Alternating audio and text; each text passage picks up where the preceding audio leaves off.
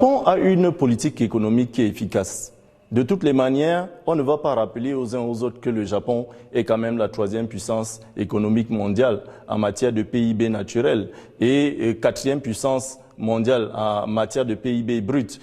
Ça fait que c'est une économie qui est stable et qui fait des gains soutenus de toutes les manières. Mais il faut quand même se rendre compte que le continent africain a, je voudrais dire, stimuler l'intérêt international à partir des études qui ont toujours été faites par le gouvernement japonais, notamment à partir de l'Agence japonaise de coopération internationale JICA, qui a établi un ensemble de critères pour déterminer la puissance du continent africain dans les prochaines années. D'abord, dans les 15 prochaines années, la population africaine va passer à 1,56 milliard d'habitants, ce qui n'est pas mal.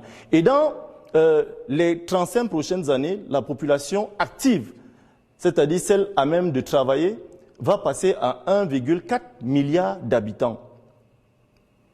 C'est un potentiel commercial, c'est un potentiel économique. Et si on regarde la population chinoise, qui tend à aller vers l'inverse, c'est-à-dire que la population active africaine va battre celle de la Chine, et donc le Japon pense, à travers la TICAD, qu'il est important d'apporter un renforcement des capacités à tout ce peuple-là pour qu'en réalité le développement africain puisse non seulement bénéficier à ses partenaires qui sont à l'intérieur de la TICAD, il faut bien le dire, mais également que ce développement puisse contribuer à l'équilibre commercial ou économique du continent et de la planète tout entière. C'est très important.